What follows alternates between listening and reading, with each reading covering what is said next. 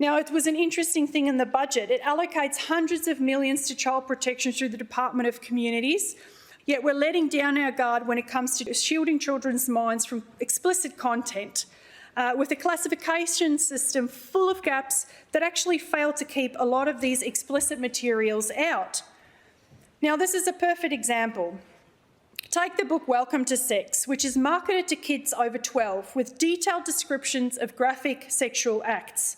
Now, as a member, I'm not comfortable giving all the detail of this, but unfortunately it's the only way to raise awareness. This book is actually targeting minors, describes sexual acts in detail, and I can't even list them. This is hardly the kind of content that we should be thinking is reasonable for 12-year-olds. Now, the book's author said she'd be fine with this kind of material being even read to 8-year-olds. Who in their right minds would think that such explicit material should be available to minors? Federal guidelines are clear.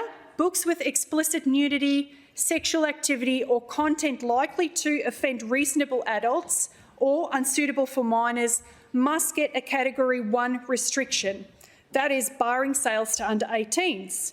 No reasonable person could argue this book meets those standards, Acting President. Yet, given a search result from the Classification Board's online portal returns 0 results for the title Welcome to Sex, because we know this book is either unclassified or unrestricted. Somehow this book managed to make its way onto bookshelves where minors can access it freely without any intervention from some classification board. Now, we're talking about the toll of pornography and sexually explicit imagery on young people, yet we don't even have the capacity to fund a classification board. Regardless, this needs to be allocated and there needs to be something put in place, Acting President. This equally applies to the type of programs we fund for children and young people.